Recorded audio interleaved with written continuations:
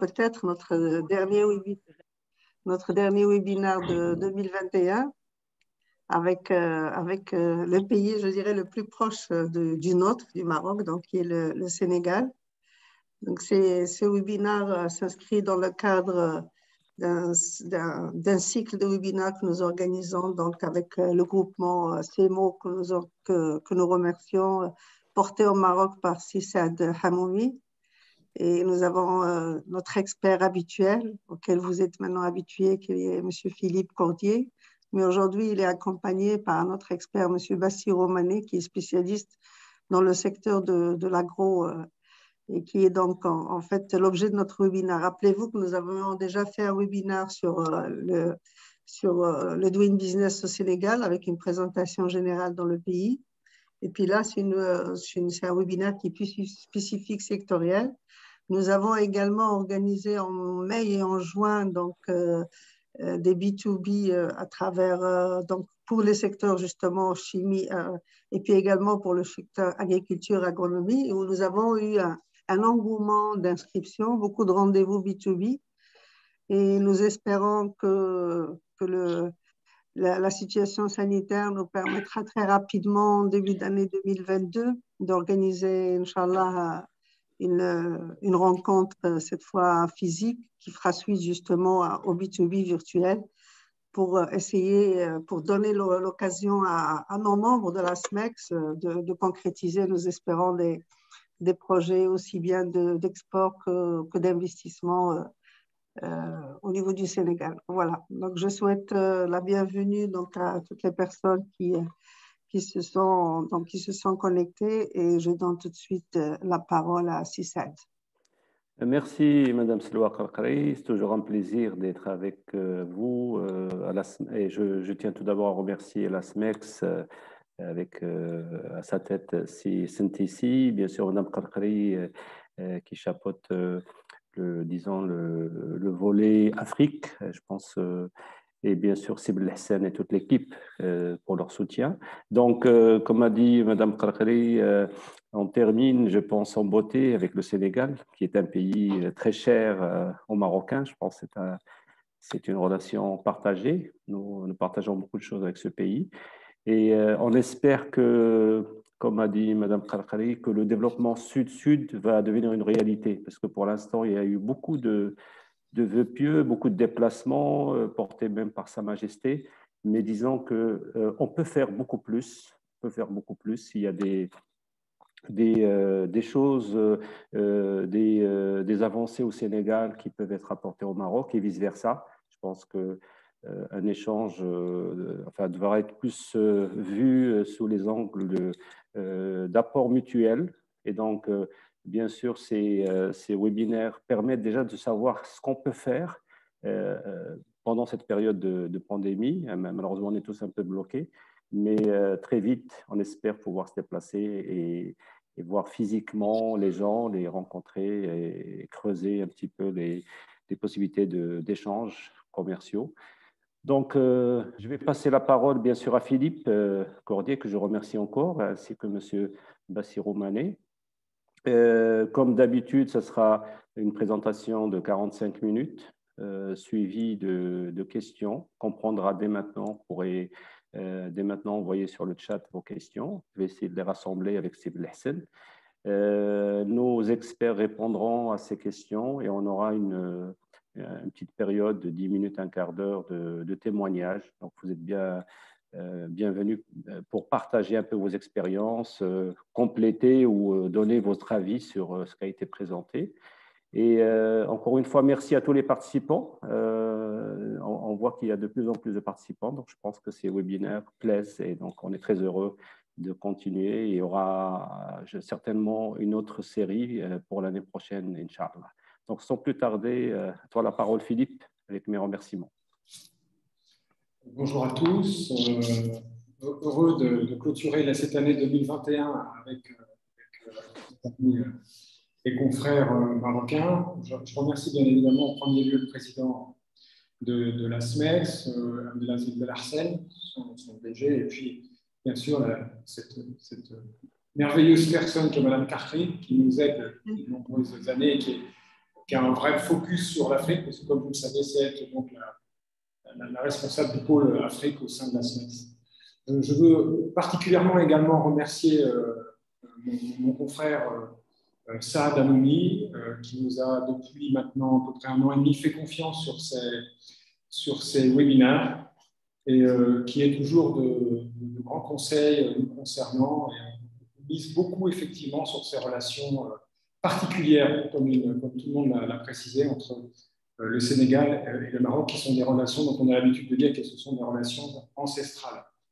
On a la chance, j'ai pu obtenir un peu de temps de libre avec notre expert Bassirou Mané, qui est donc un spécialiste de la partie agro, agri, agriculture, horticulture, qui se trouve actuellement dans le nord-est du Sénégal, mais qui prendra bien évidemment à juste titre le relais sur toute cette partie spécifique.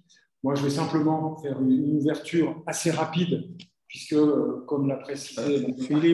Philippe, si tu permets, il y a de l'écho dans votre voix, donc je ne sais pas pourquoi, il y a des gens même qui le signalent. Je vais essayer de trouver une autre solution. Merci. Je vais essayer de faire autrement, vous me direz si ça va mieux. Je pense qu'avec le casque, ça ira. Je ne voulais pas gâcher mon beau profil, tant pis. Bon, ok. Vous entendez mieux?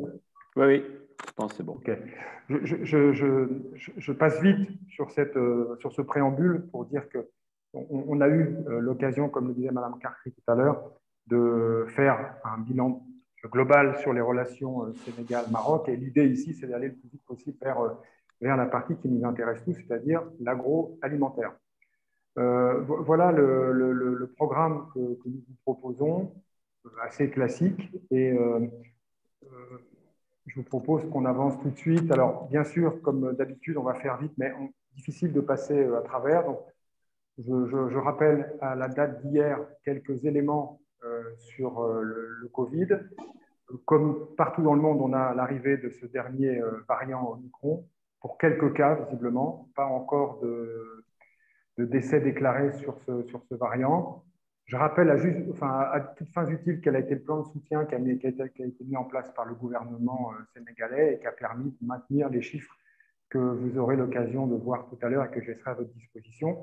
Une bonne nouvelle concernant le pays, c'est effectivement une ligne de production des vaccins Covid, entre autres. Voilà. Il y a des accords qui ont été entérinés il y a maintenant 3 mois, sur lequel l'Institut Pasteur, entre autres, est retenu pour qu'en Afrique, notamment, et en Afrique du Sud également, de mémoire, mais en tout cas pour ce qui nous concerne le Sénégal, donc on voit une ligne de production, notamment du vaccin Covid. Voilà ce que je peux vous dire pour faire passer rapide sur tout cela. Alors, pour les relations ancestrales entre le Maroc et le Sénégal, vous voyez sous vos yeux des exemples donc, de sociétés. On sait qu'à peu près, nous on a recensé à peu près 300 acteurs exportateurs du Maroc vers le Sénégal. Il faut savoir que le Sénégal, avec Djibouti en 2019, était les premiers clients du Maroc. C'est vous dire si les relations à la fois économiques mais également diplomatiques sont fortes, au-delà des relations, j'allais dire, plus culturelles sur certains pays, sur certaines villes entre le Sénégal et le Maroc. Voilà, donc des conventions qui datent de nombreuses années. En 2015, une dernière, en mai 2015, voilà, la mise en place d'un groupe d'impulsion économique. Voilà la terminologie qui avait été retenue, qui vise à promouvoir bien sûr les relations d'affaires et le partenariat public-privé entre les investisseurs du Royaume et les investisseurs sénégalais. Voilà à peu près ce que je peux vous dire pour faire rapide. En matière de coopération, bien sûr, de nombreux secteurs sont déjà adressés et ils sont rappelés ici. Ils sont loin d'être exhaustifs, mais ils donnent aussi la nature de ce qui participe le plus aux échanges entre le Maroc et le Sénégal. Alors, pour les grands agrégats, vous les avez sous les yeux. Peut-être intéressant de rappeler que Dakar est la deuxième économie de l'UMOA et qu'on participe aussi au sein de la CEDEAO et qu'on est un pôle économique extrêmement important dans la région. Pour certains, c'est la porte d'entrée en Afrique noire et on maintient effectivement cette position, notamment dans le cadre des relations entre le Royaume et le Sénégal. Donc, vous avez sous les yeux des éléments que je laisserai à votre disposition en faisant parvenir ce document, avec la capacité, à travers le plan Sénégal émergent qui a été mis en place par le gouvernement du président Macky Sall, notamment à travers le PAP 2, donc celui qui vient à l'issue de la première grande vague du Covid, a permis pendant cette année 2021 de nous faire apercevoir une croissance de PIB qui devrait frôler les 5%, en attendant bien évidemment que les données soient validées. Voilà à peu près ce sur quoi on tourne, donc quand même une année relativement positive. Tous ces éléments que vous avez sous les yeux ici, vous les retrouverez dans le document et ils avaient déjà donné lieu à un commentaire un peu plus soutenu de ma part lors de la présentation générale entre le Sénégal et le Royaume. Donc, je vais passer vite sur ces éléments-là. Voilà, vous avez tous les éléments qui vous permettent, nous en sommes convaincus, de voir la capacité du Sénégal à être dans le trend malgré cette période difficile du Covid. On a quand même maintenu une croissance positive. On voit bien que le trend est extrêmement dynamique, porté par des secteurs comme, bien évidemment, l'énergie à travers le pétrole et le gaz, par exemple, mais pas exclusivement, et également sur la partie agroalimentaire, sur la partie minière également, notamment avec la mise en place de lois et de décrets qui encadrent le contenu local, donc à la faveur, bien évidemment, des entrepreneurs sénégalais, mais avec le concours des entreprises donc extérieures, dont on espère bien évidemment qu'elles seront majoritairement marocaines. Donc vous avez sous les yeux cette vision qui vous donne la capacité de rebond du pays à faire avancer donc son économie. Vous voyez la part de l'agriculture, que ce soit en termes de secteur, en termes d'emploi, gros employeurs, une valeur ajoutée relativement minime, mais Bassirou Mané vous en dira plus tout à l'heure. Les indicateurs ont quelque peu avancé entre ce que nous avions fait il y a maintenant, je crois, quelques mois, à peu près un an, et aujourd'hui sur la transparence des transactions, pas tant au niveau du Sénégal, mais au niveau subsaharien. La transparence a un peu augmenté. Et puis, vous avez les indicateurs d'investissement direct étrangers qui sont restés donc, dans une croissance assez positive. Les éléments d'incitation mis à la disposition des investisseurs, bon, comme dans tous les pays dignes de ce nom et qui cherchent dynamiquement à installer une économie durable, vous avez les éléments principaux ici du Code des investissements que vous retrouvez ici, notamment sur le secteur primaire. Vous voyez que l'agriculture, l'élevage, etc. sont mentionnés dans ce Code des investissements. On a des zones d'activité spéciales sur lesquelles reviendra pour partie Bassirou tout à l'heure, et puis les zones franches d'exportation qui permettent à tout entrepreneur investissant chez nous de pouvoir bénéficier d'incitations extrêmement intéressantes. Je crois que pour ma part, je vous ai fait un bref historique très rapide de tout cela, mais vous retrouverez la capsule vidéo de la présentation générale, aussi bien sur le site de la SMEX que sur notre site de CEMO pour ce qui concerne la présentation générale des relations entre le Sénégal et le Maroc. Et donc, je m'efface et je laisse Bassirou Mané prendre la parole pour cette partie agricole.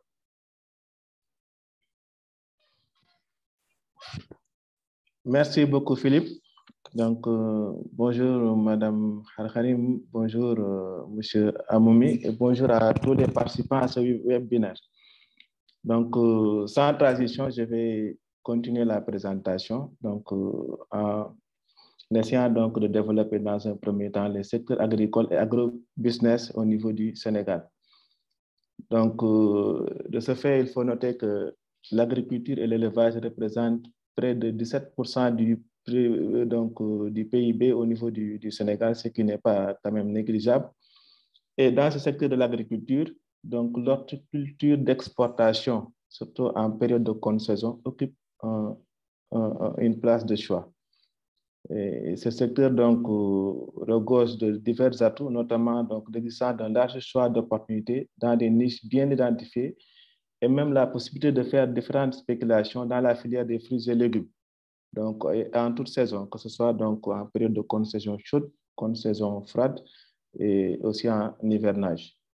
Et en général, les spéculations les plus ciblées, c'est notamment le maïs doux, la tomate cerise, le melon, la pastèque, etc. Il y a aussi d'autres cultures céréalières qui sont plus ou moins développées au niveau des aménagements hydro-agricoles au niveau du Sénégal, notamment le riz. Mais pour le blé, donc le Sénégal est un grand consommateur de blé. Tous les Sénégalais mangent du pain à base de blé pratiquement tous les matins, mais pratiquement nous n'en produisons pas. Bien que le potentiel est là donc, pour faire cette production. Mais actuellement, donc, nous sommes plus ou moins à un statut de recherche. Mais la culture du blé n'est pas très bien développée. Par contre, pour le riz, c'est une spéculation qui est quand même bien développée au niveau surtout de la zone nord et un peu au niveau de la zone sud, communément appelée Casamance. Donc, il y a beaucoup d'opportunités au niveau de cette zone. Donc, il y a aussi... Bassirou, je peux peut-être passer les diapos qui suivent, qui sont peut-être plus précises. D'accord. Donc, par rapport au secteur agricole, c'est un secteur clé pour le développement du Sénégal. Donc, il a occupé environ 55% de la population active sénégalaise en 2019. Et ce sous-secteur de l'agriculture a connu une croissance en volume de 7,8% et sa contribution à la formation du PIB a été de 6,9%. L'élevage, second pôle d'attractivité économique du secteur primaire, a participé pour près de 4,3% du PIB et fait vivre un peu moins du tiers des ménages ruraux et contribue à l'existence d'un peu moins du quart de la population sénégalaise. Et dans ce secteur, donc près de 350 000 familles représentant environ 3 millions de personnes, des couches les plus vulnérables du monde rural, dépendent des activités de l'élevage. La pêche, secteur d'exportation par excellence, représente à lui seul 8% du total des exportations et contribue pour près de 2% du PIB. Le secteur est une source d'emploi pour 97 000 personnes, dont 57 000 pêcheurs et 40 000 dans la transformation. Et le secteur emploie directement et indirectement près de 600 000 personnes.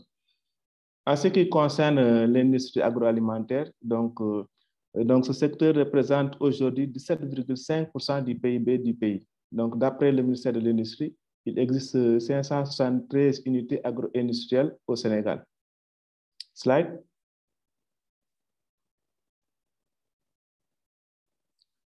Donc, malgré tous ces atouts et potentiels considérables, le Sénégal continue à importer pas loin du quart de ses besoins alimentaires, alors que plus de 60% de ses actifs sont engagés dans l'agriculture vivrière, fortement dépendante de la pluviométrie. Donc, les importations de fruits et légumes se sont élevées pour la période 2017-2018 à près de 900 000 tonnes au total et ont coûté 22 milliards de francs CFA. Le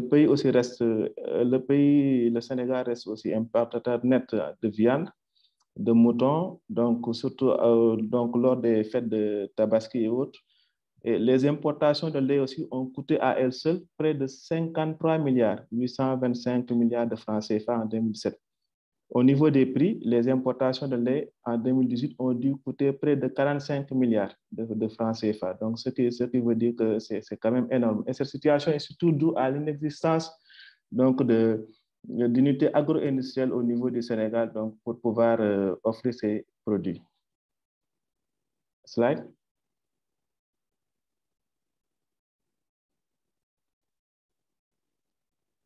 Sur la période de 2011-2015, le secteur privé a investi au Sénégal plus de 2 459 milliards de francs CFA. Donc, avec 1 352 milliards, représentant pratiquement 55% du montant global, le secteur de l'agriculture et de l'agrobusiness vient largement en tête. Donc, vous voyez que pratiquement les investissements privés dans le sous-secteur agriculture, agrobusiness ont représenté 44% des investissements globaux, dont on peut citer l'alimentaire, à travers donc, la production de sel, de bouillon, les eaux minérales ainsi que les biscuits. Donc, en premier avec en moyenne 100 milliards. L'agro-industrie vient en deuxième position avec une moyenne annuelle de 65,32 milliards d'investissements et l'agriculture en troisième avec une moyenne annuelle de 60,3 milliards d'investissements. Et en quatrième position, on peut observer que l'élevage aussi occupe une place non moins importante avec un investissement moyen annuel de 21,88 milliards de francs CFA. Slide. Donc, lorsque vous observez cette carte, donc on va également voir que le Sénégal dispose d'un tissu agro-industriel relativement dense et fonctionnel qui travaille à subvenir aux besoins de la population et du pays. Mais nous constatons que les unités agro-industrielles sénégalaises ne sont pas réparties équitablement sur le territoire national. Donc, à Dakar, on trouve l'ensemble des miniteries du pays. Les rizeries, comme vous le voyez sur la carte, sont concentrées le long de la vallée du fleuve Sénégal et les unités de trituration de l'arachide se répartissent dans la zone de culture de l'arachide, de même que les usines d'agrénage de coton dans la zone de culture correspondante, c'est-à-dire au niveau donc, de la partie est et sud-est du Sénégal. Mais pratiquement au niveau de la zone centre, donc pratiquement c'est plus ou moins dépourvu en unité donc agro-industrielle. Slide. Donc, dans cette partie, je vais essayer de vous présenter rapidement les potentialités donc, de chaque zone au niveau du Sénégal, que ce soit la zone nord, la zone centre et la zone sud. Donc, la zone nord du Sénégal couvre 3 régions, c'est-à-dire les régions de Saint-Louis, Louga et Matam, donc, avec une façade maritime et un prolongement de son territoire le long du fleuve Sénégal et au lac de Nguer. La région de Saint-Louis assure 70 000 tonnes de poissons de mer et près de 52 000 tonnes de poissons d'eau douce avec le fleuve Sénégal. Donc, en outre, la région, surtout le delta, produit plus de 80% du riz du Sénégal, 90% de la tomate industrielle et 50% des productions d'oignons. Elle abrite aussi des fermes horticoles, des plantations à canne à sucre avec de l'usine de la compagnie sucrière sénégalaise. On peut y noter aussi la présence d'une unité agro-industrielle qui intervient sur le lait, la laiterie de la bergerie. Donc, il y a aussi une station d'alevinage donc pour la production de poissons d'eau douce, notamment pour le tilapia à Richard Toll. Une usine de tomates concentrée de la Sokas au niveau de Podor, qui est un département de Saint-Louis. Slide.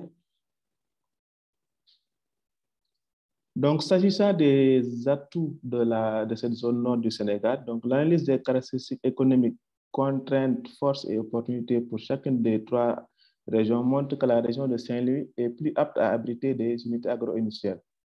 Donc, en effet, cette région offre une opportunité d'aménager pour l'irrigation plus de 140 000 hectares de terre, donc sans compter les cultures de cris.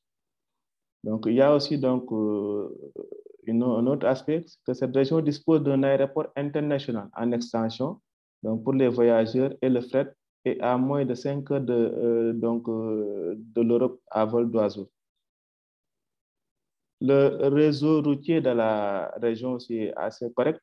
Et Dakar, la capitale, est à pratiquement 264 km pour l'exportation par fret maritime ou aérien, et à 74 km de la Mauritanie par la ville de Rosso, d'où des camions peuvent acheminer leur cargaison vers le Maroc et l'Europe par la route du Sahara. Donc, le transport fluvial aussi au niveau de sa zone et maritime est très dynamique et les ressources en eau sont importantes. Donc, il existe aussi des institutions de financement, banques, commerce, etc., et mutuelles de crédit et d'épargne, donc qui peuvent accompagner ces dynamiques d'investissement. Donc, s'agissant des contraintes au niveau de la zone nord, on peut noter le coût élevé des aménagements hydro-agricoles, leur insuffisance et leur vétusté. On peut aussi noter le faible niveau de mise en valeur des terres, donc, et aussi la mauvaise gestion de la fertilité des sols. Il y a aussi l'insuffisance et la vétusté du matériel agricole et le coût élevé même du matériel agricole et des intrants.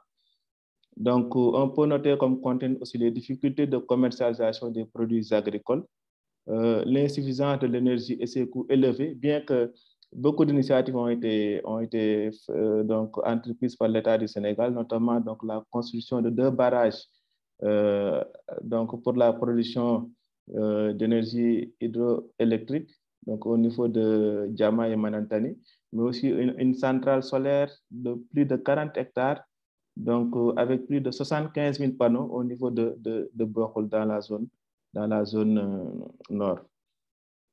Donc voilà, donc en termes de content, donc ce qu'on peut notifier donc pour la zone nord, on va passer maintenant au niveau de la zone centre du pays. Donc cette zone couvre les 4 régions administratives du Sénégal, notamment les régions de Kaolack, Kaffrine, Fatick et Diourbel, qui forment une zone au poids économique important et aux potentialités considérables et diversifiées.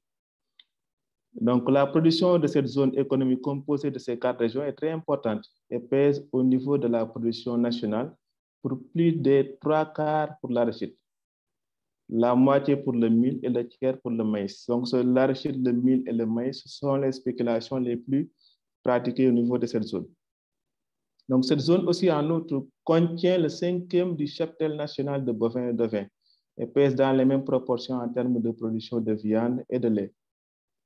L'industrie agroalimentaire de la zone centre est fortement liée à l'arachide et au sel. C'est pratiquement en termes d'initiatives relatives à l'agro-industrie, donc c'est pratiquement l'arachide et le sel qui prédominent. Donc, le principal centre de collecte de l'arachide pour la seule industrie de filtration et de raffinage de l'huile du Sénégal, la Suneyor, se situe dans la région de Kaolack.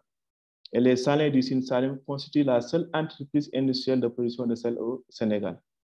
Donc, en termes d'atouts pour cette région donc, de la zone centre, diapo suivant, donc on peut noter que là, en termes de connectivité, la ville de Kaolack occupe une situation de carrefour de la région, à proximité du centre industriel et de consommation de Dakar. C'est pratiquement à 200 km de Dakar. Et Kaolack est desservi par un réseau routier de 3 nationales. Donc, les routes nationales, pratiquement toutes les routes nationales qui traversent le Sénégal, donc passent forcément par Kaolack, puisqu'il est situé au centre. Et un aéroport aussi est programmé et son port est en cours de dragage. Sur le plan de recherche en eau, donc la région a une moyenne pluviométrique entre 800 et 900 mm par an et un réseau hydrographique composé d'eau de surface, le fleuve Saloum et les 2 affluents du fleuve Gami et des eaux souterraines. Donc, sur le plan de l'alimentation en énergie, il y a une centrale électrique et un potentiel énorme de développement des énergies renouvelables. Et sur le plan industriel, la présence d'unités industrielles comme la Suneyor, que je viens de citer nommément, Novasen, qui est aussi une unité agro-industrielle qui s'appuie sur l'arachide, le salin, c'est sur le sel, et la Sodefitex, donc ils travaillent sur le coton. Donc, les acteurs agricoles sont bien organisés et structurés dans la zone centre.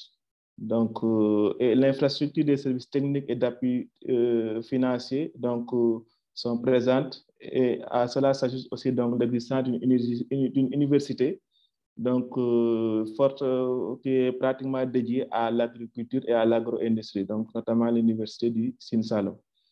Donc, en termes de contraintes, le secteur agro-industriel de la zone centre est confronté aux contraintes suivant qui freinent son développement. Donc, il y a la dégradation des sols, la faible maîtrise des eaux, donc la faiblesse du paquet technologique appliqué à tous les niveaux des chaînes de valeur. Ça aussi, c'est une contrainte au niveau de la zone. Il y a aussi l'insuffisance de semences de qualité et d'intrants, surtout pour les producteurs qui s'activent dans l'agro-business. Donc, on peut aussi citer la vétusté et le manque d'entretien du matériel agricole et les coûts élevés du matériel agricole neuf. Donc, c'est pratiquement les mêmes contraintes que la zone nord. Et il y a aussi l'insuffisance des infrastructures de collecte, de conservation et de transformation des produits qui engendrent des pertes post-récolte importantes. Donc, il y a aussi l'enclavement des zones de production, dont certains à potentiel de production élevé, et des infrastructures et circuits de commercialisation non réglementés. Donc, c'est pratiquement les contraintes essentielles qu'on a rencontrées au niveau de la zone centre. Maintenant, pour la zone sud du Sénégal, donc la zone sud, communément appelée la Casamance, est une zone économique composée de 3 régions administratives, donc la région de Ziguinchor, Sédhiou et Kolda. Donc la zone sud dispose d'un littoral qui s'étend sur 85 km et d'un important réseau hydrographique composé d'un fleuve de plus de 300 km avec de nombreux affluents et défluents. Donc avec des sources fertiles, des ressources hydrauliques abondantes et un climat favorable, l'agriculture jouit d'un potentiel faiblement exploité au niveau de la Casamance. Cette zone recèle aussi d'énormes potentialités en matière de production de miel avec Kolda et Ziguinchor, donc parmi les régions les plus boisées et les principales productrices du pays. Le grand marché sous-régional de Diaobé aussi est à la fois un centre d'approvisionnement et aussi un centre d'écoulement pour les vendeurs en provenance des pays limitrophes. La région de Ziguinchor en particulier a un grand potentiel en termes de pêche et de pisciculture, parce qu'il y a aussi beaucoup d'acteurs, surtout dans le secteur piscicole, qui se sont installés. Moi-même, j'ai eu à mettre en place une grande ferme piscicole de plus de 80 bassins et pratiquement l'importation des aliments de poisson nous venait du Maroc. Donc, on importait, puisque actuellement au niveau du Sénégal, il n'y a pas encore de fabrique, il n'y a pas encore d'unité de fabrication d'aliments dédiés aux poissons. Donc, nous importons donc ces aliments au Maroc. En termes d'atouts de la zone sud, donc nouveau diapo, donc il est tout à fait possible, diapo suivant, oui, c'est bon. Donc, il est tout à fait possible de faire de Ziguinchor un hub commercial et industriel, donc pour le développement inclusif, intégré et rapide de cette région, car la Casamance a les atouts nécessaires pour recevoir des unités agro-industrielles dans les environs de Ziguinchor.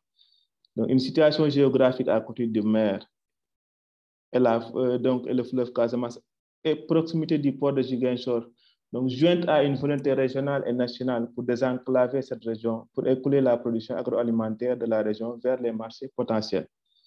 Donc ici, il y a aussi le développement de la logistique de transport de marchandises et passagères de port maritime de Ziguinchor avec une infrastructure moderne dont le projet d'un port sec en cours de réalisation et le dragage en cours du fleuve Casamance en cours pour recevoir de grands bateaux.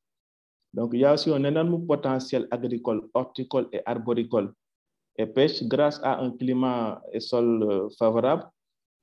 Nous pouvons aussi noter le développement du tourisme au niveau de Cap Skirring où pratiquement un grand aéroport aussi a été érigé. Donc, ça a été inauguré récemment donc, par le président de la République. Donc, il y a aussi donc, un programme de génération et distribution d'électricité à prix compétitif. Donc, actuellement aussi, il y a un projet de réalisation d'une plateforme agro-industrielle donc à Bignona, donc qui est un département de la région de Ziguinchor. Donc, ce projet donc, est financé par la Banque mondiale.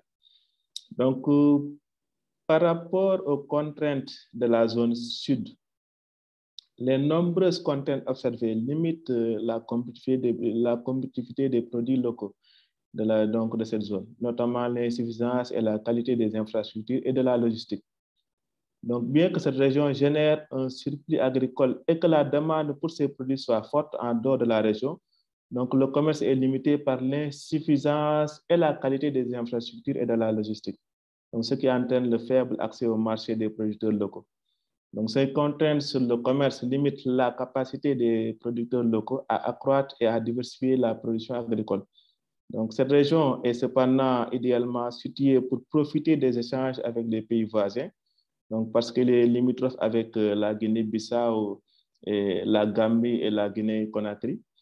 Donc, pratiquement, et aussi, elle abrite pratiquement le plus grand marché à vocation sous-régionale, qui est le marché de Diaobé.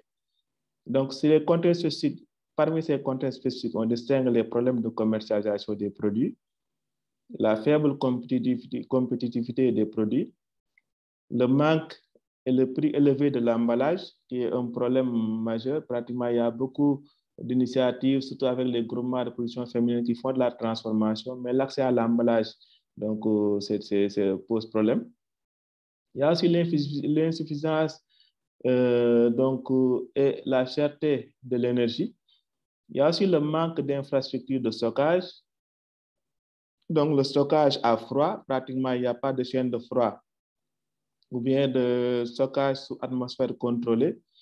Donc, il y a aussi un manque de moyens de transport appropriés, notamment les camions réfrigérés, les plateaux, remorques, les barques, etc.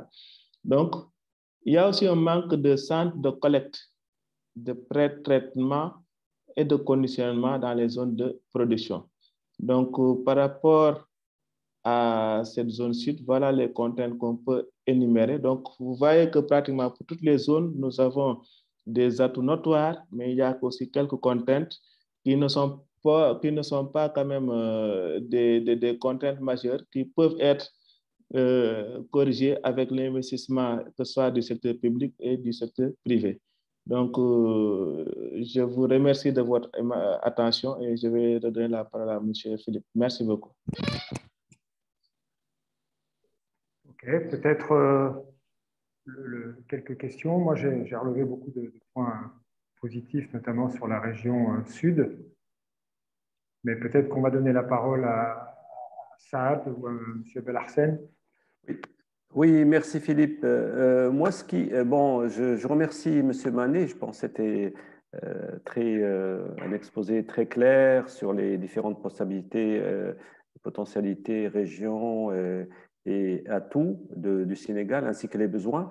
Est-ce qu'on peut avoir peut-être, connaissant un petit peu les exportateurs marocains, enfin dans l'agroalimentaire, enfin dans tous les secteurs qu'on a déjà eu à traiter, quelles sont les opportunités qui existent? C'est peut-être M. Manet. Il a parlé de packaging, il a parlé de tout ce qui est camions réfrigérés, centres de conditionnement. Peut-être si, en tant qu'expert, il pourrait nous dire, ça pourrait être intéressant pour les entreprises qui cherchent à se positionner, là où il y a matière à venir travailler au Sénégal. Moi, voilà ma question personnelle. Sinon, on a eu une question que j'avoue, je n'ai pas très bien compris. Ça a trait au foncier, mais je pense que, je ne sais pas si Belhassan qui l'a posé, mais elle n'est pas très claire. Le statut juridique par rapport au foncier. Je ne sais pas si la personne peut reposer la question. C'est M. Mohamed Midouche qui a posé la question par rapport à... Enfin, il souhaite un témoignage sur la question du foncier agricole, quoi. Ah, c'est M. Midouche, non? Oui, c'est M. Midouche, oui. D'accord, on lui donnera peut-être la parole après. Je ne sais pas s'il y a des questions. Enfin, moi, ce serait bien d'avoir un éclairage sur les vraies opportunités qui existent, parce que M. Manet a cité pas mal d'éléments, mais est-ce qu'il y a des opportunités plus pressantes sur lesquelles les entreprises marocaines peuvent se positionner? Merci. D'accord, merci beaucoup, M. Amoumi, donc, pour cette question très pertinente. Donc, par rapport aux opportunités qui existent, donc, pour d'éventuels investisseurs marocains qui désirent s'investir au Sénégal, donc, les créneaux sont quand même assez larges et diversifiés. Donc, si je prends le secteur de l'agriculture, comme je l'ai dit, au niveau de la zone nord, surtout avec l'existence du fleuve Sénégal, qui est un fleuve qui s'étend pratiquement sur plus de 300 km et qui est un fleuve d'eau douce. Donc là, quand même, il y a beaucoup d'aménagements hydro-agricoles qui sont effectués au niveau de cette zone. Et pour la plupart, c'est conduit par des projets et programmes financés par les partenaires au développement. Mais il y a de plus en plus d'agro-industriels qui s'installent au niveau de cette zone-là. Donc, si je prends le cas de la compagnie sucrière sénégalaise qui est présente au niveau de la zone de Richard Toll pratiquement depuis plus de 40 ans, ils exploitent pratiquement plus de 40 000 hectares au niveau de cette zone. Donc, ça, c'est un secteur, l'agrobusiness est un secteur qui pourrait nécessairement, donc, qui pourrait intéresser les investisseurs marocains. À cela s'ajoute aussi le secteur d'équipement agricole. Les équipements agricoles, quand même, c'est un secteur très porteur et actuellement, l'agriculture sénégalaise a tendance à se mécaniser. Donc, l'État même a mis en place un ambitieux projet de mécanisation des agriculteurs. Et ces équipements sont subventionnés par l'État du Sénégal et les agriculteurs payent pratiquement la moitié donc, pour acquérir ces matériels et équipements agricoles. Donc, il y a aussi donc, beaucoup d'opportunités, surtout par rapport à l'investissement relatif à l'agriculture de précision. Parce qu'actuellement, nécessairement, pour aller vers une agriculture performante, il faut nécessairement développer donc, des technologies qui permettent donc, de maîtriser l'eau et de procéder à une agriculture de précision. Mais ces technologies sont plus ou moins défaillantes au niveau du Sénégal, bien qu'il y a des privés qui prennent ces initiatives, mais c'est un secteur porteur. Les fruits et légumes, la transformation des fruits et légumes, c'est un créneau quand même porteur parce que nous, au niveau du Sénégal, ce qu'il faut comprendre, c'est que au sortir des indépendances, ce pays a pris l'option d'orienter donc l'accompagnement et les investissements. Allô? Oui. Donc, voilà, donc a pris cette option d'orienter ces investissements vers l'accompagnement des producteurs. Mais du point de vue agro-industriel, pratiquement, c'était pas le rush, et ça se comprenait à l'époque parce que pratiquement, donc, au sortir des indépendances, plus de 80% de la population sénégalaise était rurale. Donc, les investissements dans le domaine de l'agro-industrie étaient pratiquement faibles. Donc, les rares investissements qui ont été faits avec les Français et autres. Donc, bien qu'après l'indépendance, l'État a essayé donc de maintenir ces unités agro-industrielles, mais quand même avec de sérieux problèmes. Mais l'investissement durable devra venir à travers les privés, que ce soit les privés nationaux ou les privés étrangers. Donc, les investissements dans le secteur des fruits et légumes, tous les jus et boissons qu'on boit au niveau du Sénégal et qui sont à base de fruits sont importés. Vous voyez.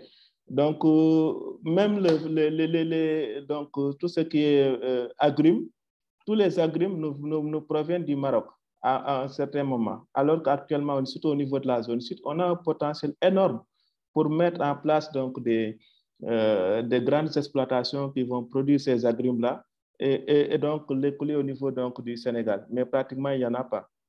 Donc c'est ça le grand paradoxe. Au niveau donc, des zones de culture du riz, il y a un manque notoire aussi de rizeries. Donc, les rizeries, bien qu'ils existent, mais ne sont pas suffisantes. Donc, là aussi, c'est un créneau porteur donc, pour d'éventuels investisseurs marocains. Donc, par rapport au foncier, là aussi, bon, certes, il y avait beaucoup de problèmes parce qu'il y avait une loi sur le domaine national qui a été mise en place par l'État du Sénégal et qui donc notifiait que pratiquement la terre appartenait à celui qui l'exploite. Et cette loi sur le domaine national avait amené beaucoup de zones d'ombre par rapport même à la situation du foncier. C'est-à-dire qui détient le foncier et quel titre il détient par rapport à son foncier. Bon, avec donc les nombreuses revendications qui ont été faites donc, par les ONG et par certains acteurs de la société civile, bon, l'État a entrepris des réformes depuis pratiquement une dizaine d'années et qui ont abouti à une nouvelle loi sur le domaine national. Maintenant, au niveau du Sénégal, tout investisseur qui désire investir au Sénégal devra s'approcher notamment des structures comme l'APEX ou bien des structures dédiées pour avoir un titre foncier qui lui permettra donc d'avoir des papiers légaux en bonne et due forme qui lui permettront donc de faire des investissements durables. Parce que sans cette garantie, effectivement, tout investissement qu'un entrepreneur va faire, donc, donc dans ces conditions, ça va être quand même plus ou moins difficile à gérer par la suite, quoi. Donc, actuellement, l'État a pris des dispositions, donc toute une batterie donc, de mesures, toute une batterie donc, de lois, de réglementations, donc, pour accompagner les investisseurs, donc pour qu'une fois que l'investissement sera fait dans telle ou telle zone, donc pour que ça puisse être plus ou moins garanti. Donc, bien que dans certaines zones, il y a toujours ces conflits fonciers qu'on entend souvent, mais il y a quand même des cadres de concertation qui sont mis en place un peu partout avec les autorités administratives, avec les services techniques, avec même les représentants des populations pour favoriser donc l'installation de ces potentiels investisseurs. Donc, c'est ce que j'avais à préparer à ces questions. Merci. Si je peux me permettre de confirmer d'une part ce que dit Bassirou et puis d'amener quelques pierres à l'édifice. Vous voyez bien dans la présentation que fait M. Manet de la complexité en réalité de l'acquisition du foncier. On voit bien les différentes parties qui ont été nommées par lui. On est nous-mêmes sur ce genre de démarche en accompagnement des promoteurs et des investisseurs. Il est vraiment important d'être extrêmement accompagné sur ce genre de démarche. Je parle sous le contrôle de Bassirou Manet. Nous, maintenant, quand on nous sollicite sur les projets agri au Sénégal, on aurait plutôt une tendance à dire, écoutez, si c'est possible, dans un premier temps, exploiter des terres dans la région, par exemple, du nord-est où se trouve Bassirou Manet en ce moment, parce qu'il y a des systèmes de fermage, location qui ont été mis en vente. Commencez votre exploitation, ce qui va permettre pendant toute cette période de vous permettre donc, d'exploiter, et puis d'accompagner les porteurs de projets à la réalisation, in fine, de ces titres de propriété qui sont, il faut bien le dire, extrêmement complexes, extrêmement compliqués à obtenir, même en passant par les bureaux tels qu'il a nommés, par exemple la PIX, etc. Parce que de toute façon, vous êtes obligé de passer au cadastre. Enfin, c'est d'une complexité relativement évidente. Il convient de ce point de vue, l'expérience en tout cas nous a montré jusqu'à aujourd'hui, on est avec un investisseur suisse très précisément en ce moment sur ce sujet. Ça fait 2 ans qu'il est dans des pourparlers avec les différentes corps dont Bassirou Manet a évoqué. Et, tout à fait. Il faut avoir des gens locaux, vraiment, hein, j'insiste sur ce point-là. Certes, il y a une amélioration, certes, il y a plus de lisibilité, mais certes, ça reste extrêmement complexe, notamment parce qu'il y a de nombreux intervenants et que chaque intervenant a son mot à dire.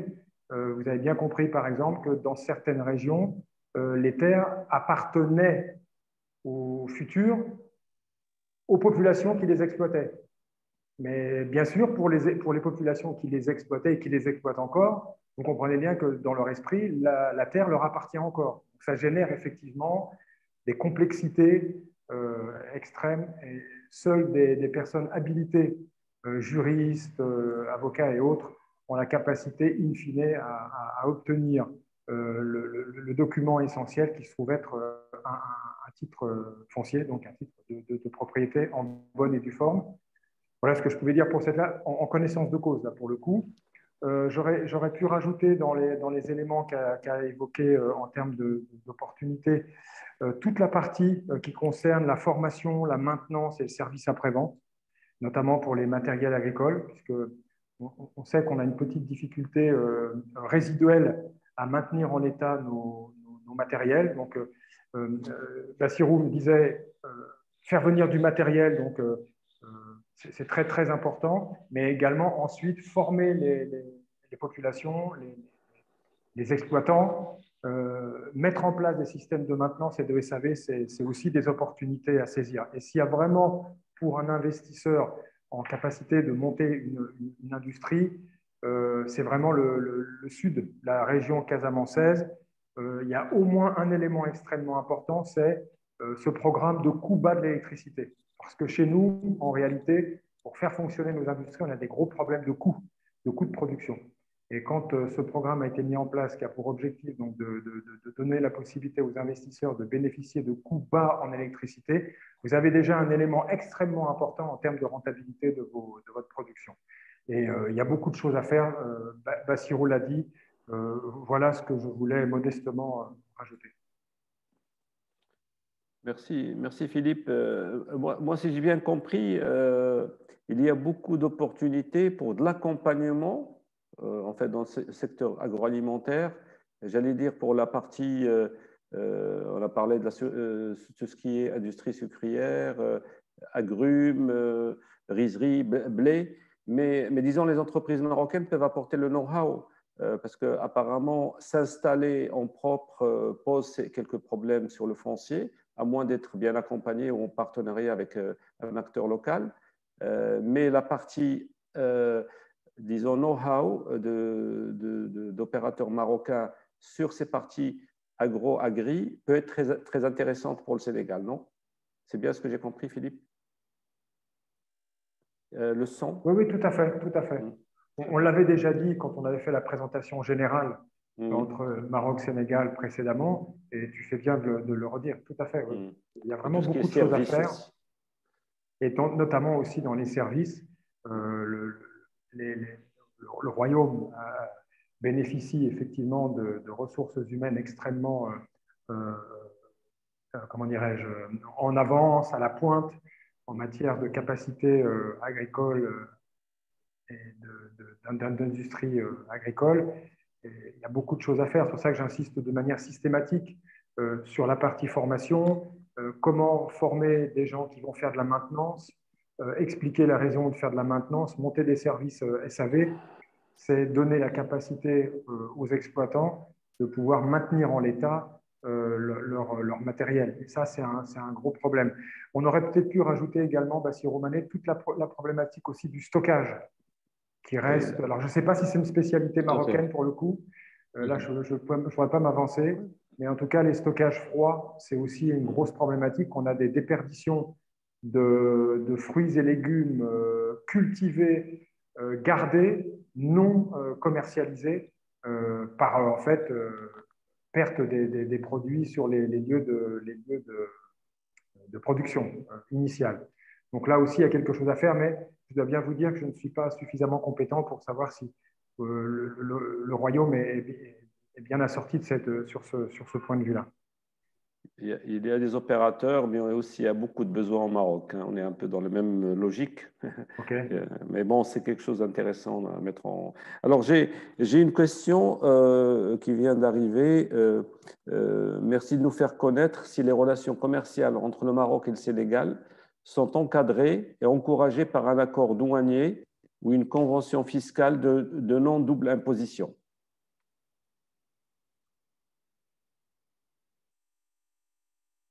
Philippe, on t'entend pas. Non double imposition, oui. Oui, oui, il n'y a pas de double imposition entre... Enfin, il y a des accords qui datent, effectivement. J'avais montré sur une slide au tout début qu'effectivement, il y a des avantages sur la partie agricole également. Bon, après, quand on arrive dans le... Alors, globalement, oui, effectivement, ça répond à la première question. Maintenant, de manière plus spécifique, comme vous le savez, on le dit assez souvent en général, une question spécifique fait l'objet d'une réponse qui serait beaucoup plus spécifique. Et vous savez, comme nous, que la partie, tout ce qui concerne le juridique et le fiscal, est tellement complexe qu'une réponse générale telle que je viens de faire mérite d'être ensuite, lorsqu'on veut effectivement réaliser des investissements, quels qu'ils soient, de pouvoir être adressé par un spécialiste.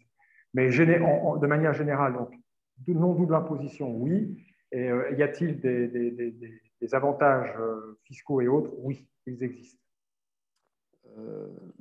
Alors là, j'ai une question qui vient d'arriver sur... notre question se focalise sur comment nous pouvons renforcer des collaborations et partenariats avec les entreprises et entrepreneurs au Sénégal pour bien soutenir les divers utilisateurs d'exploiter les énergies solaires en toute fluidité. Ok, alors l'énergie solaire, c'est une question qui revient de manière assez systématique. On était sur, il y a quelques 15 jours ou 3 semaines sur la Côte d'Ivoire dans l'industrie. On avait déjà évoqué ce sujet.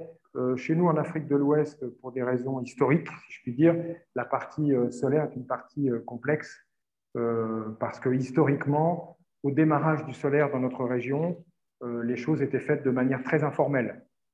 Et donc, dans l'état d'esprit général, y compris des professionnels, le solaire est encore coûteux. Il n'y a pas d'avantage spécifique, comme on pourrait le connaître, par exemple, en Occident, dans certains pays d'Occident, à l'énergie verte, même si on travaille sur ces sujets-là. Alors, les gros dossiers soutenus par l'État bénéficient effectivement d'appuis extrêmement importants. On a la chance d'avoir chez nous à Taïga la plus grosse centrale à ce jour d'énergie solaire en Afrique de l'Ouest. Donc, c'est un sujet effectivement important. Maintenant, ce qu'il faut dire aux opérateurs, ce que je me dois de dire aux opérateurs, c'est que actuellement, dans tous les pays, au Sénégal également, c'est devenu un marché de prix. Voilà, parce qu'il y a énormément d'opérateurs qui sont ici depuis maintenant de nombreuses années. Donc, je répète 2 points. Le premier, c'est de manière assez générale un état d'esprit pas très ouvert au solaire parce que, historiquement parlant, le solaire ne fonctionnait pas bien, parce que c'était fait de manière informelle. Ce n'est plus le cas, mais les mentalités restent encore un peu difficiles. Et deuxièmement, donc, beaucoup d'opérateurs qui proviennent de partout du monde, enfin, je veux dire, pas que des Européens, aussi d'autres pays du monde, qui se sont installés partout en Afrique de l'Ouest, y compris au Sénégal, et du coup, c'est devenu un marché de prix. Voilà ce que je peux vous dire immédiatement. Donc, une étude préalable, essayer de bien comprendre son market fit, donc son adéquation entre son marché et ses propres produits, et voir dans quelle mesure, effectivement, pour reprendre la terminologie que tu donnais, Saad, c'est-à-dire voir comment renforcer une collaboration, c'est-à-dire qu'est-ce que je peux apporter en plus, quelle est la valeur ajoutée dans cette offre qui est aujourd'hui un marché de prix. Très intéressant. Mais il faut l'évoquer en partant de ce point de vue. Merci Philippe. Il y a une question qui est arrivée sur quelqu'un qui est dans le domaine de l'industrie biscuiterie-confiserie, mais la question n'est pas très claire, si elle peut la reposer. Et quelqu'un pose une question sur les opportunités pour les produits de la pêche. Est-ce qu'il y en a? Enfin, je pense que, comme tu le sais, Maroc aussi est exportateur de produits de la pêche. Et donc, ça veut dire, est-ce qu'il y a des opportunités pour les produits marocains, enfin, de sardines, thon, enfin tout le...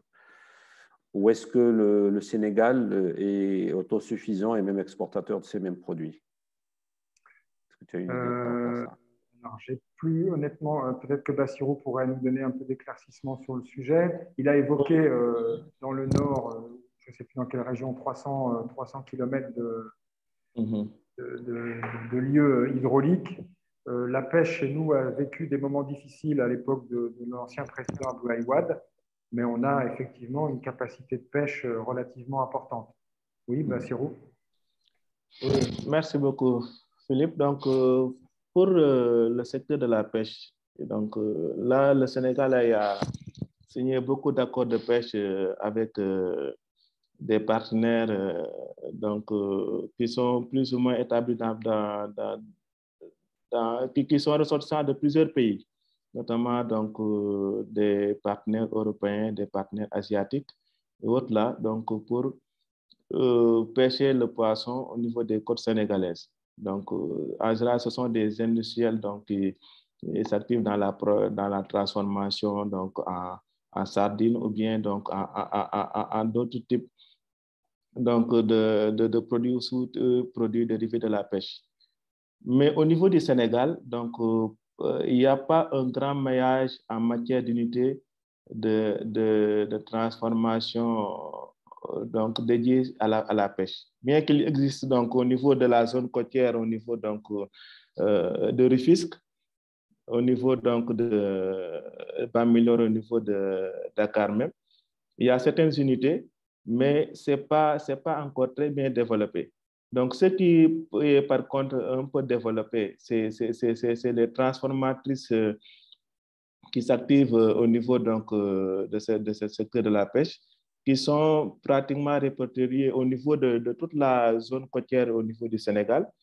Et on en a dénombré pratiquement plus de 40 000 transformatrices donc, qui s'activent dans ce secteur-là. Mais il y a des opportunités, donc, parce que le Sénégal est quand même très consommateur à ces produits-là. En sardines et autres, là, les Sénégalais en consomment beaucoup. Et si vous allez au niveau des supermarchés, donc, qui sont établis au niveau donc, des grandes agglomérations du Sénégal, pratiquement, ce sont des produits labellisés européens ou bien asiatiques qui viennent, qui sont dans ces rayons de ces supermarchés-là. Mais des produits made in Sénégal, on n'en trouve pratiquement pas. Donc, ce qui veut dire que ce secteur, quand même, regorge de beaucoup de potentialité. Mais nécessairement, il va falloir faire une étude de marché pour pouvoir donc, corroborer cette thèse, pour mieux donc, confirmer donc, voilà, donc ces constats-là. Mais il y a un potentiel énorme. Et les rares transformatrices qui s'activent ne sont pas bien organisées, malheureusement. Ils le font de manière artisanale. Bien, merci. Donc, il y a de la place pour les produits de la pêche marocain, surtout en conserve, hein, d'après ce que j'ai compris. Tout à fait. Et quelqu'un d'autre posait aussi, est-ce que il y a la grande distribution est intéressée par les produits en conserve? C'est-à-dire, je pense, là aussi, il y a un besoin, d'accord? Oui, il y en a. Il y a des grandes enseignes au sein desquelles Casino, des Carrefour qui est arrivé, donc également, mais très bas, vraiment low cost, c'est Carrefour, et sinon middle prix, c'est Auchan. Okay. Et puis on a aussi des Indiens, les supermarchés exclusifs, qui ont 2 grands magasins qui distribuent beaucoup et qui se situent à peu près au même niveau qu'Auchan, donc c'est-à-dire plutôt prix moyen. Voilà.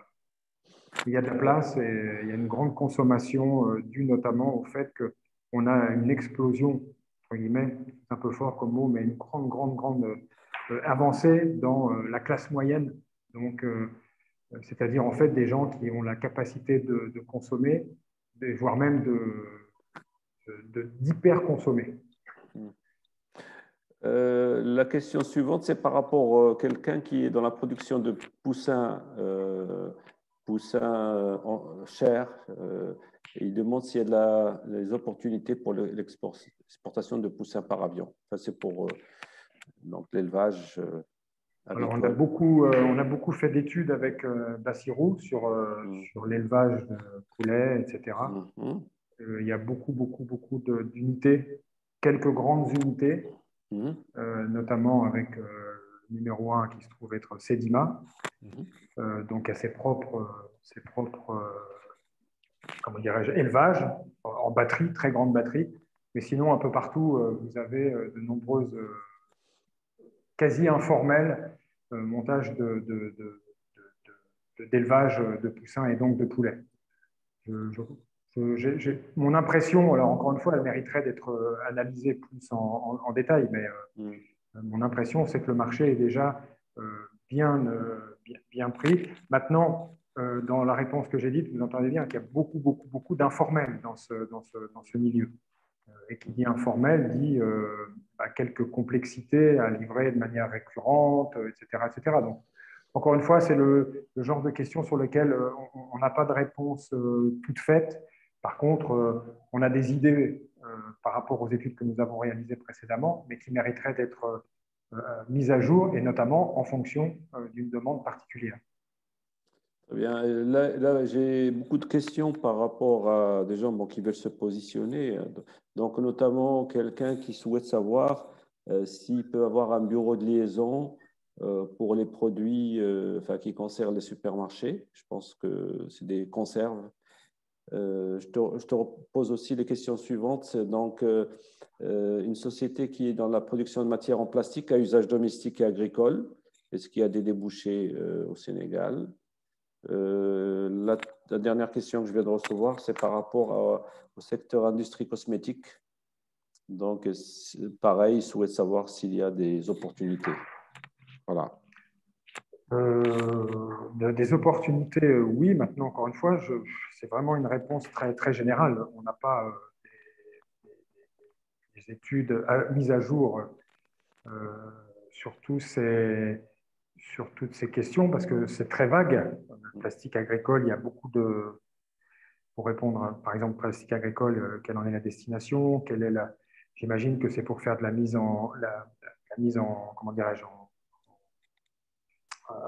à l'avant-vente. Pour l'emballage. Pour l'emballage, c'est ça, oui. Tout à l'heure,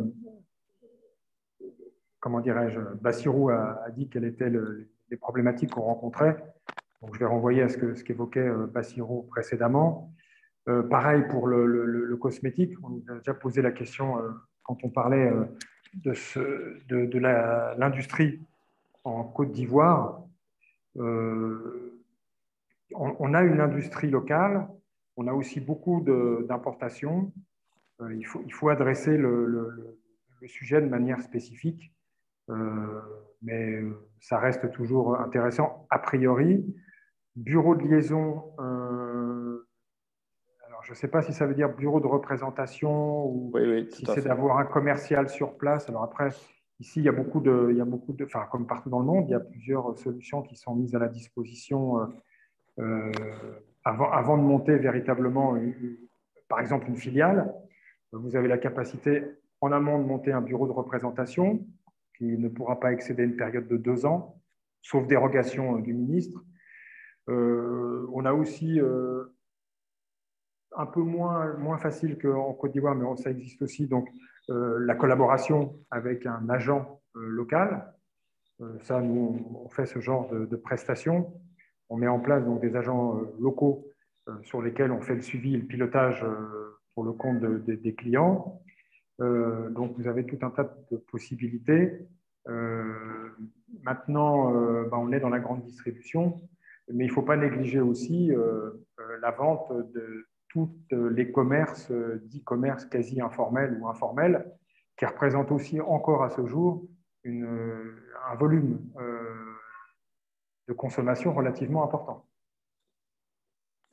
Merci Philippe. On reçoit beaucoup de questions par rapport disons, aux opportunités. Enfin, juste pour clarifier, parce que Philippe n'a pas fait, enfin, il a sur la slide, mais ce qu'il faut savoir, c'est que ce que nous faisons, bien sûr, nous aussi au Maroc, c'est que tout projet commence par une petite étude de marché, c'est-à-dire que l'intérêt du cabinet, bon, c'est de connaître, d'avoir des experts du domaine qui vous concerne, en l'occurrence l'agroalimentaire, mais à chaque fois, il faut étudier votre positionnement de vos produits par rapport au marché. C'est-à-dire, même si on connaît, disons, le secteur agroalimentaire, bien sûr, chaque produit a un positionnement prix, un positionnement par rapport à la classe, à la cible, etc.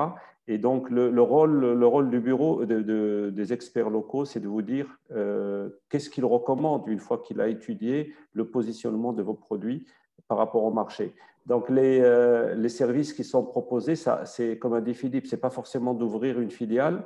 Ça peut être d'abord un portage salariat, c'est-à-dire une personne qui va vous représenter, soit détachée du Maroc ou recrutée localement par le cabinet, qui va être un technico-commercial et qui va permettre de commencer à travailler vos produits sur le marché. Que ce soit, on a eu des questions dans le domaine de la biscuiterie, confiserie, dans tous les domaines, hein, donc c'est la même chose.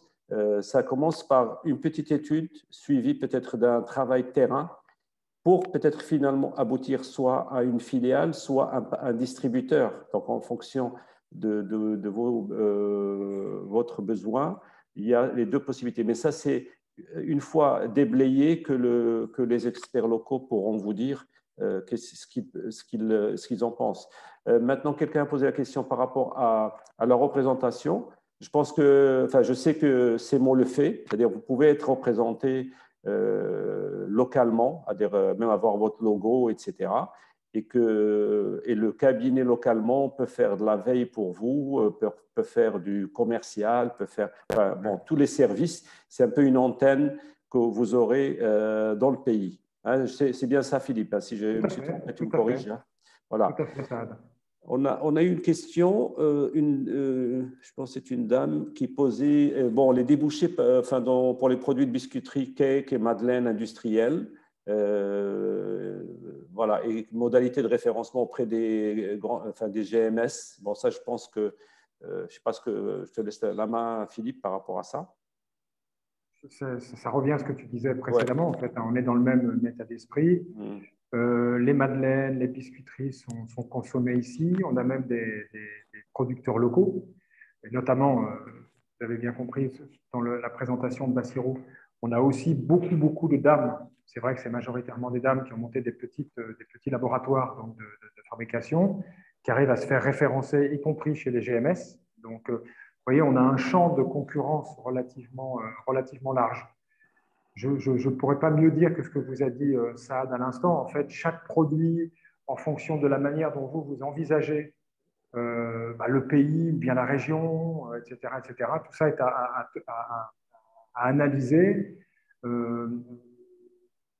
de la manière dont vous voulez effectivement être représenté sur place. De toute façon, toute activité aujourd'hui à l'export, honnêtement, qui réussit, sauf cas exceptionnel, mais j'en ai pas connaissance, passe de toute façon par une étape de recherche, d'analyse, et puis ensuite de dimensionnement du projet, c'est-à-dire il vaudrait mieux commencer par ça, éventuellement avoir quelqu'un qui vous représente, etc., pour pouvoir aboutir, in fine, à avoir éventuellement, ça nous est arrivé encore récemment dans le milieu du bâtiment, avoir une bonne capacité de prise de part de marché et d'envisager, in fine, de monter une usine de production locale. Et donc, vous voyez bien que tout ça, ça passe par des étapes qu'il faut challenger, comme le disait Saad précédemment. Alors, j'ai une question, quelqu'un qui pose une question par rapport au bureau de courtage intermédiation. Mais il pose juste comme ça, quelles sont les opportunités Ça veut dire de monter ici une boîte de courtage? Apparemment, oui. Voilà. La personne a marqué bureau de courtage intermédiation. Voilà ce qu'elle a marqué. Tu veux qu'on repose, on lui laisse clarifier.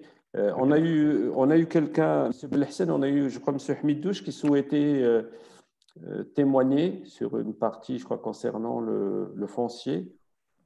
Oui, exactement. Je ne sais pas si on lui donne la main, s'il y a d'autres, en attendant que la question courtage soit clarifiée. Oui, bonjour tout le monde, vous m'entendez?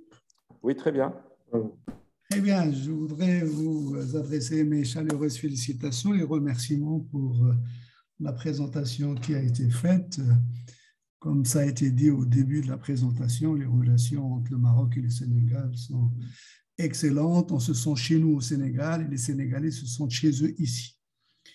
Au niveau de la logistique, il y a plusieurs points que je voulais évoquer rapidement pour compléter un peu les présentations qui ont été faites.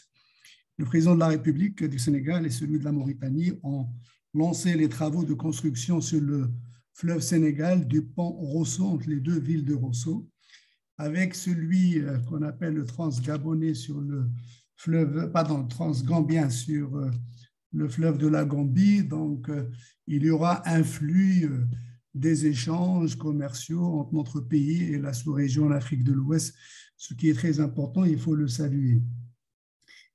Souvent, quand on veut investir dans le secteur agricole, je rappelle que j'étais représentant de la BAD au Sénégal pendant 7 ans, de 2014 à 2004 à 2011. Donc, j'ai beaucoup investi dans le secteur qui nous intéresse aujourd'hui. Et il y a deux problématiques qui se posent. Un, la disponibilité de l'électricité. Donc, il y a un programme dans le cadre d'une agence d'électrification rurale au Sénégal qui a signé 2 conventions avec l'ONI Vous m'entendez? Oui, tout à fait. Oui, on vous entend. Deux concessions ont été signées avec l'ONI. Elles portent sur 3 départements, Saint-Louis, Dagana et Podor, et une autre à Louga. Donc, c'est des concessions sur 25 ans qui ont été octroyées à l'ONI suite à un appel d'offres international où il y avait de nombreuses entreprises occidentales en compétition. Et je voudrais saluer la performance de l'ONI, n'est-ce pas, au niveau du Sénégal, parce qu'elle permet d'électrifier des milliers de villages et plus de 500 000 personnes ont accès à l'électrification rurale. Je voudrais aussi, le deuxième point, partager avec vous une expérience qui a échoué au Sénégal à travers le foncier. Il y a un investisseur, je ne vais pas citer son nom, il est connu pour ceux qui connaissent le dossier. Il a obtenu des terres agricoles à hauteur de 10 000 hectares pour contribuer à l'autosuffisance alimentaire dans le secteur rizicole. Et après avoir investi 2,5 milliards de francs CFA, il y a eu des problèmes et les accords ont été annulés. C'est une perte sèche pour l'investisseur marocain. Donc, il faudra le dire à nos amis sénégalais pour dire faites attention aussi quand vous vous adressez à des entreprises marocaines qui veulent investir. Et moi, j'encourage le co-développement et le co-investissement, qu'il y a quelques problèmes qu'il faut regarder de très près. Je termine, ça a été évoqué, il y a beaucoup de pertes dans le secteur agricole. Par exemple, la transformation de la mangue, elle n'est pas encore efficace au niveau du Sénégal. Beaucoup de produits agricoles jonchent le sol, ils sont perdus.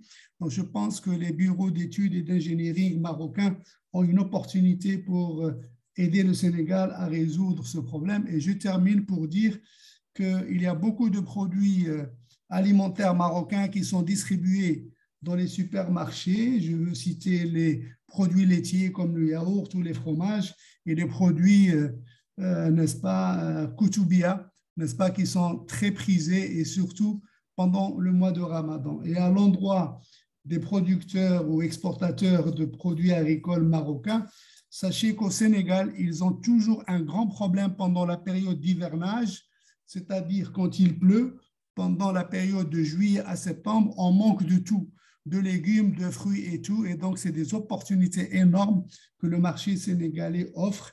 Et ceux qui veulent investir sur place, vous ne l'avez pas dit, ils ont également accès au marché régional, n'est-ce pas, de l'Afrique de l'Ouest. Je vous remercie.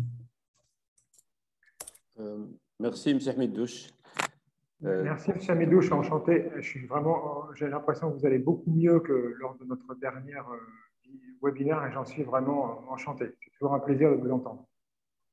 J'ai des questions qui sont arrivées. Pardon, allez-y, peut-être en réponse à M. Hamidouche, après je poserai d'autres questions. Donc, je remercie donc vraiment ce monsieur qui vient donc d'intervenir pour cette brillante contribution. Donc, pratiquement, à l'entendre parler, il connaît très bien le Sénégal. Donc, effectivement, comme il l'a dit, donc, pour une meilleure intégration sous-régionale, il y a donc des infrastructures comme structurantes qui ont été entreprises par l'État du Sénégal en collaboration avec des partenaires au développement et les pays limitrophes, notamment la Gambie. Donc, il y a l'érection du pont de la Gambie qui est actuellement fonctionnel au niveau du fleuve Gambie. Il y a aussi le pont de Rosso qui va desservir la Mauritanie et pratiquement jusqu'à pratiquement toute la zone nord de l'Afrique et qui a démarré et qui sera quand même une grande opportunité donc pour favoriser donc le transport et le commerce au niveau de cette zone. Donc, pour le projet de Fanaï dont il parle, effectivement, ça a été une expérience qui a mal tourné et nécessairement, il faut tenir compte des succès et des échecs. Donc, pour pouvoir faire véritablement le bon choix si on veut véritablement investir. Donc, cette expérience Donc, c'était plus ou moins mal tourné parce que la porte d'entrée aussi qu'avait utilisé donc, pratiquement cet investisseur, moi, j'ai eu à le suivre parce que j'ai des amis donc, qui ont été plus ou moins proches de ce dossier-là. Donc, la porte d'entrée n'était pas bonne. Donc, c'est ce que, et ça recoupe ce qu'a dit Philippe tout à l'heure, c'est que si on veut véritablement investir donc, au Sénégal, il faut avoir la bonne porte d'entrée en termes d'accompagnement, surtout sur les aspects relatifs au foncier. Donc, mais si il n'y a pas s'il n'y a pas de concertation entre les différents acteurs, effectivement, ça peut aboutir à ces genres de problèmes. Peut-être les autorités administratives peuvent être d'accord, mais après, dans les faits, que vous soyez maintenant confronté à une réticence de la population locale. Donc, il y a pratiquement tous ces aspects qu'il faut prendre en compte si on veut véritablement investir au Sénégal. Donc, s'agissant donc de l'opportunité offerte par la production des fruits et légumes, effectivement, c'est très vrai ce qu'il a dit. Donc, actuellement, moi, personnellement, donc, parce que moi, j'étais un chef de projet dans le cadre d'un projet de programme de développement des agropoles au niveau du Sénégal. Donc, j'étais le chef de projet au niveau de la zone sud du Sénégal. Et avec des partenaires israéliens, nous avons mis en place des serres, des unités de production de serres qui étaient pratiquement les seules au niveau de la zone sud. Et lorsqu'on les a installés, ça nous a permis de produire des légumes aussi bien en période hivernale et en contre-saison. Donc, pratiquement, bien que cet investissement n'a pas véritablement résolu tous les besoins de la production de la zone sud en termes de fruits et légumes, mais ça a plus ou moins contribué parce que la demande est là. Donc, des investissements en termes d'installation d'unités de production sous serre. Donc, ce sont des opportunités qui sont là et qui peuvent permettre donc, à ces investisseurs de rentabiliser très rapidement ce business-là. Donc, je crois que là, c'est quand même une réalité au niveau du Sénégal. Et je crois que tout investisseur qui désire maintenant s'investir dans cette ligne-là, bon, en tout cas, il ne va pas le regretter. Moi, j'en suis sûr parce que je suis un spécialiste donc, du milieu. Donc, par rapport aux pertes liées à la production des fruits et légumes, j'ai eu à faire récemment une étude donc, pour le compte de la GIZ et de Green Cross Italia. Donc, ces pertes-là aussi, donc, surtout au niveau des grandes zones de production, que ce soit donc, pour la tomate, pour la mangue, donc, pour pratiquement les grandes fruits et légumes produits au Sénégal. Donc, ces pertes sont beaucoup plus causées par l'inexistence de chaînes de froid, parce qu'il n'y a pas d'unité de stockage de froid qui sont installés au niveau donc, de ces zones de production. Donc, pratiquement, si vous produisez, la seule issue que vous avez, c'est de vendre tout de suite votre production.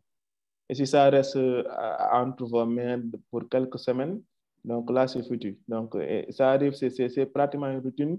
Chaque année, on est confronté au même problème, bien qu'il y a des initiatives qui sont faites, mais les capacités de stockage de ces chaînes sont largement en deçà donc, des capacités de production des producteurs. Donc, je crois que ça, c'est des opportunités sur lesquelles, en tout cas, tout investisseur pourrait pratiquement voir pour pouvoir donc mettre en place un business rentable. Maintenant, la précaution qu'il faut prendre, c'est véritablement d'aller à une étude approfondie du secteur dans lequel vous voulez investir pour qu'on puisse voir les tenants et les aboutissants. Donc, c'est ce que j'avais à répondre par rapport à ça. Et encore une fois, merci. Merci, M. Manet. On va peut-être prendre les deux dernières questions.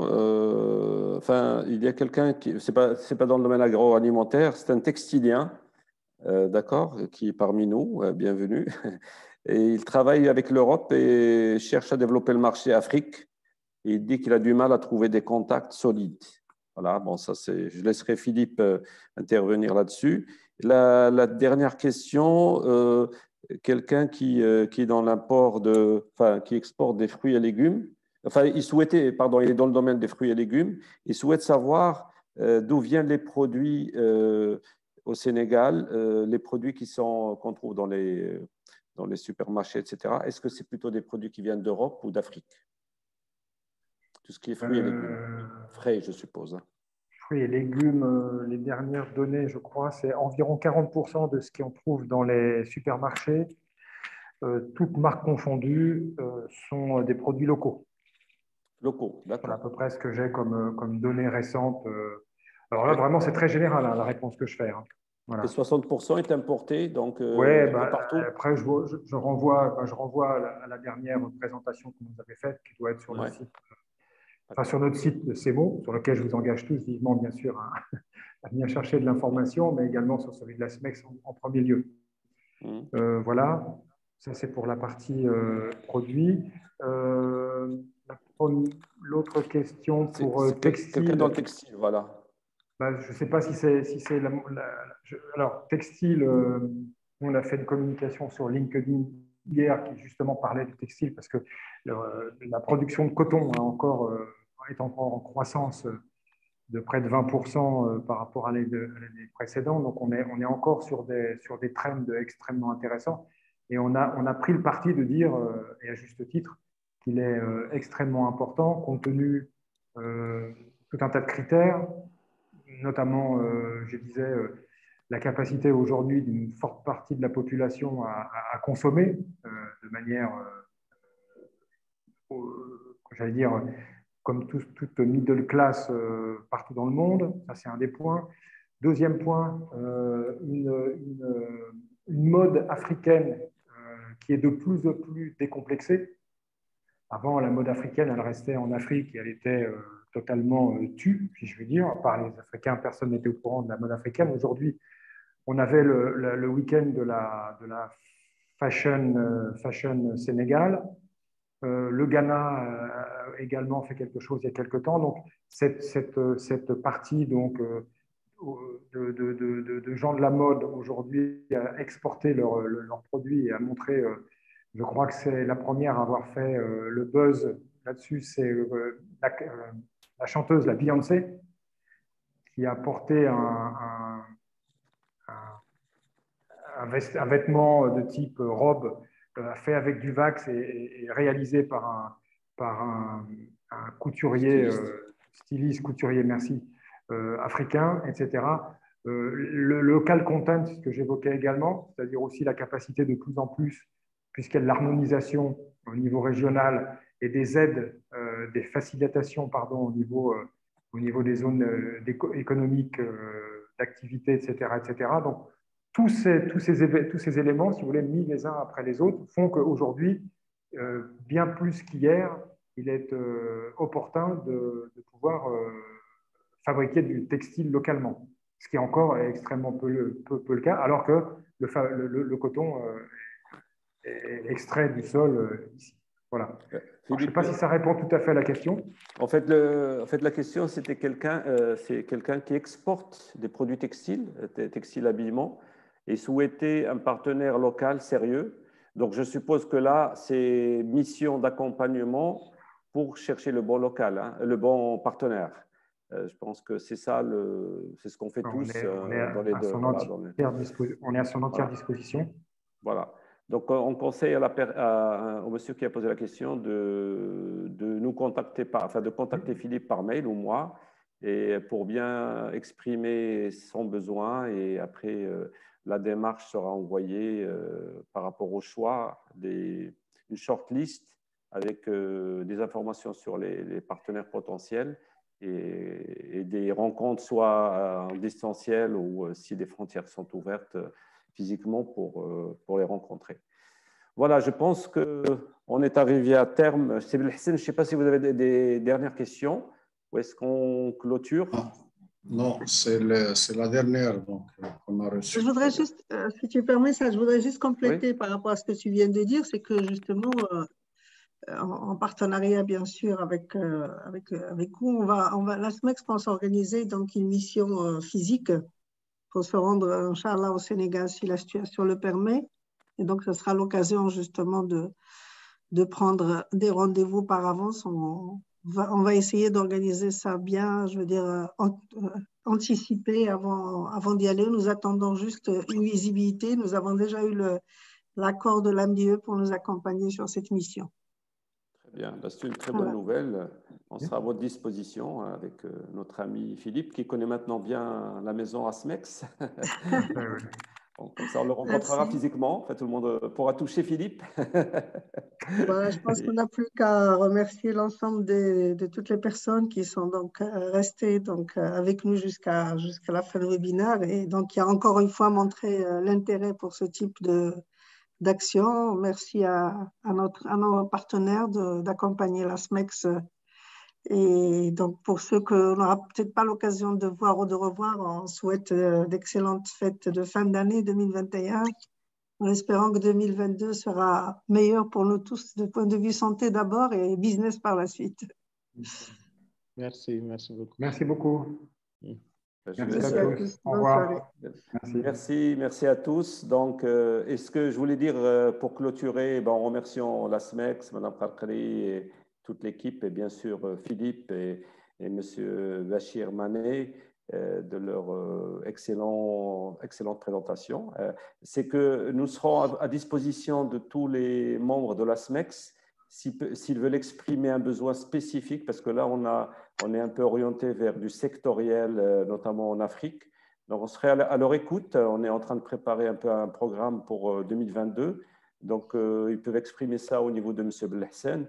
On collaborera ensemble. Par exemple, s'ils sont intéressés par de l'agroalimentaire, je ne sais pas si c'est dans d'autres pays, au Bénin, au Burkina Faso, etc., ou peut-être l'IT ou le pharmaceutique. Enfin, nous, on est en train d'être à l'écoute pour voir sur quel axe faire des présentations sectorielles. Et donc, je vous souhaite à tous de bonnes fêtes. Inch'Allah, une année 2022 avec beaucoup de bonnes nouvelles et qu'on finalement puisse bouger et se voir et voilà, et développer l'amitié et le business, comme a dit Selwa, Inch'Allah. Merci beaucoup. À bientôt. Bonne journée, merci à tous. Au revoir. Au revoir. Au revoir.